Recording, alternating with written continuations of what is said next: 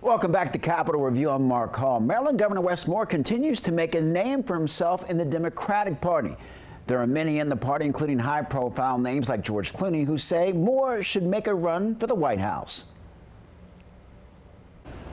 And joining us now is Julia Manchester. She's a national political reporter at The Hill. Julia, welcome back to Capitol Review. Thank you for having me. We're always glad to have you. What makes Governor Wes Moore an attractive candidate in his party, especially in the current political climate?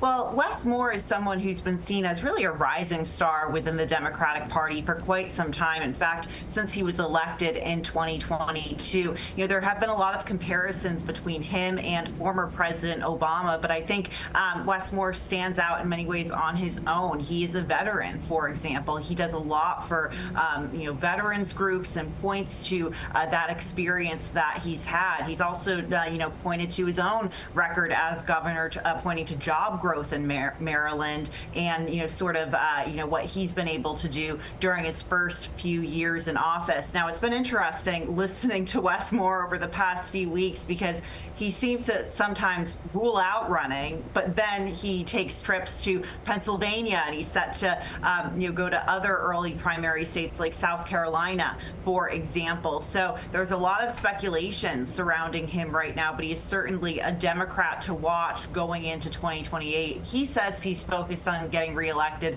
in 2026, but we do know that all eyes are on 2028 at the moment. Julie, you make a very good point. Governor Moore says he does not intend to run in 2028, but he seems to be on a tour telling everyone that he's not running. Why do you think that is? Do you think he's gauging interest?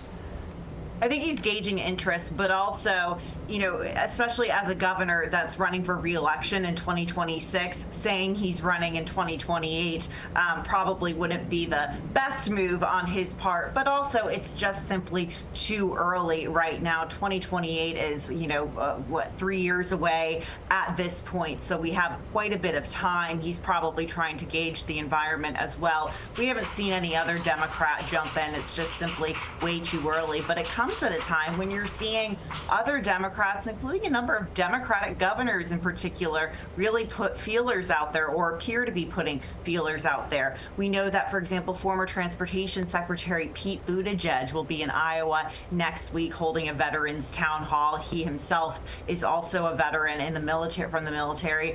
You have Michigan Governor Gretchen Whitmer, Illinois Governor J.B. Pritzker. They've both put themselves very much out in the public spotlight in an effort to sort of set an example as to how they think the best way is to govern during a second Trump administration. Wes Moore, Whitmer, Pritzker, Pennsylvania Governor Josh Shapiro, all of very different styles. But I think right now all of these governors that have been floated as 2028 contenders are testing the waters to see what Democratic primary voters are really looking for at a time when the Democratic electorate in the Democratic Party as a whole is trying to find its voice after such widespread losses in November. Julia, you mentioned a lot of names of other Democrats. Wes Moore is still young. It's all about the numbers sometimes. He's just 46. If he doesn't run in 2028, could he be a candidate down the line? It could be a 20 or 30-year window. Certainly. I mean, he has quite a bit of time. And, I think there's also on the Republican side, J.D. Vance, you would think is the heir apparent. He hasn't been endorsed by Donald Trump, but a number of young Republican rising stars on that side.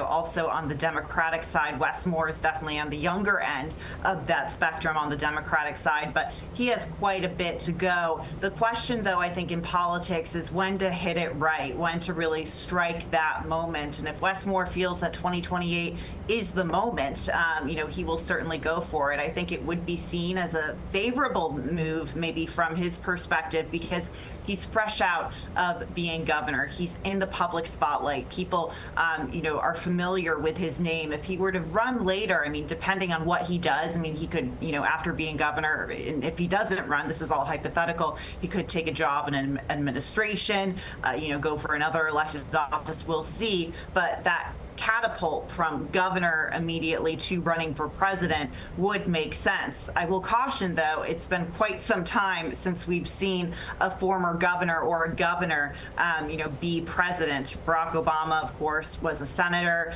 before he was president.